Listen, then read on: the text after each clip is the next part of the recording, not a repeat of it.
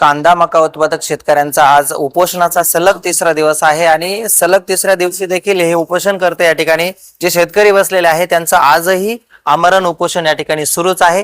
अनेक अधिकाऱ्यांमध्ये या ठिकाणी या आंदोलन स्थळाला भेटी दिल्या गेल्या, परंतु आता विशेष म्हणजे चांदवडचे प्रांताधिकारी साहेब देखील या ठिकाणी आंदोलन स्थळाला भेट देण्यासाठी आलेले आहे। आपण त्यांच्याशी बातचीत करणार आहे।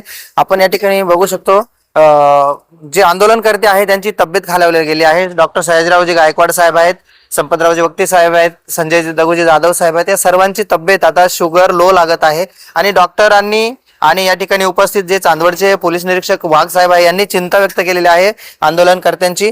त्या संदर्भात आता या ठिकाणी कडलक साहेब आलेले आहेत, आपण त्यांच्याशी बोलणार आहोत। साहेब, आपण ज्या आंदोलनकर्त्यांनी तुम्हाला याआधी निवेदन दिलं होतं आणि त्या निवेदनाच्या संदर्भात वरिष्ठ लेवलला आपण काय पाठपुरावा केला?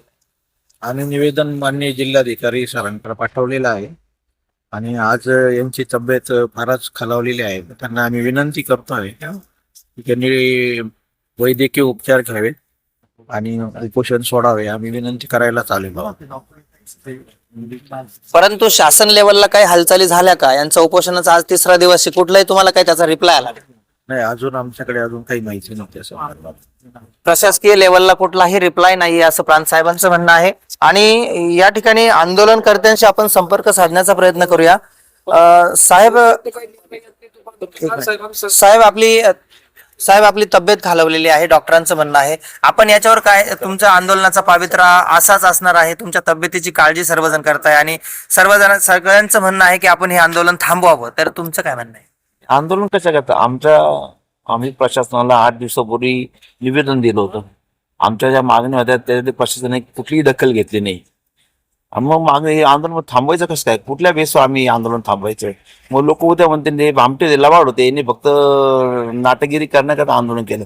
त्यामुळे प्रशासनाकडनं आम्हाला काही ठोस मार्ग निघाल्याशिवाय आम्ही आंदोलन कसं काय थांबवणार नाही आम्ही आंदोलन, आमचं आंदोलन चालूच राहील। परंतु तब्येतीच्या बाबतीत जर बघितलं तर काही थोडं आता आज तिसरा दिवस आहे आणि मला बीपी आणि शुगरचा त्रास आहे, माझी शुगर कमी झालेली आहे, तर थोडी ट्रीटमेंट घेऊ ना आता, काहीतरी त्यांचे काही ओरली काहीतरी ग्लुकोज घेऊ किंवा एखादं छोटं मोठं सलाईन पण लावू आपण त्या ठिकाणी। परंतु ते इथंच गेली, स्टेजवरच गेली। इथून स्टेजवरून उठल्यावर ते आंदोलन मोडीत निघून जाईल, कारण आंदोलनात आम्ही 2-3 लोक प्रमुख आहे, आम्ही जोडलो ते आंदोलनात दमच राहणार नाही ना। आम्ही इथून उठणार नाही, आम्ही काय असं आपण बघू शकतो या ठिकाणी चांदवडचे पोलीस निरीक्षक कैलासजी वाघ साहेब आहे, ते देखील या ठिकाणी आंदोलनकर्त्यांना विनंती करत आहे। आपण अजूनही आंदोलनकर्ते या ठिकाणी आहे, आपण त्यांची प्रतिक्रिया घेणार आहोत। या ठिकाणी वक्ते साहेब आहेत। साहेब, तुम्ही काय सांगाल, आपले काय म्हणणं आहे? काही नाही, जे आंदोलन जे चालू आहे, जरी त्रास होत असेल तर शासनाने त्वरित काहीतरी निर्णय घेतला पाहिजे आणि निर्णय घेऊन शेतकऱ्यांना कुठं आंदोलन थांबवणार का? नाही, कसं थांबवणार? आंदोलन थांबवणार नाही असं यांचं देखील म्हणणं आहे। माजी सभापती आहे कृषी उत्पन्न बाजार समितीचे संजय दगुजी जाधव, आपण त्यांची देखील प्रतिक्रिया घेऊया। साहेब, आपली तब्येत खालावलेली आहे, डॉक्टरांचं म्हणणं आहे की आपण हे आंदोलन थांबवावं, तुमची काय प्रतिक्रिया? जोपर्यंत शासन आम्हाला लेखी स्वरूपात आमच्या आंदोलनाची मागणी देत नाही तोपर्यंत आमचा जीव गेला तरी शेतकऱ्यांसाठी आम्ही थांबणार नाही, आंदोलन चालू ठेवू। पहिल्या दिवसाचा देखील हाच शब्द होता, त्यांनी असं या ठिकाणी मांडलं होतं की आमचा जीव गेला तरी चालेल, मात्र आमचं आंदोलन थांबवणार नाही। आज देखील त्यांचं म्हणणं तेच आहे।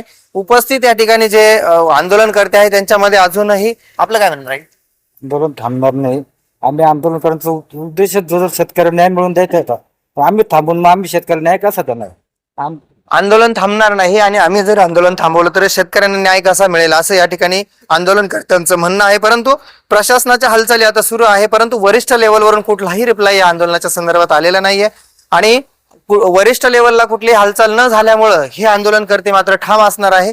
आता तब्येत जरी खालावली तरी आम्ही उठणार नाही अशा प्रतिक्रिया या ठिकाणी आहे। आपण यानंतर देखील पुढे काय होतं हे आपल्या प्रेक्षकांना, आपल्या शेतकऱ्यांना, तालुक्यातल्या शेतकऱ्यांना आपण आपल्या चॅनलच्या माध्यमातून दाखवण्याचा प्रयत्न करूया। तत्पूर्वी थांबूया। प्रबंधभूमी महाराष्ट्र न्यूज साठी मी राम बोरसे, चांदवड।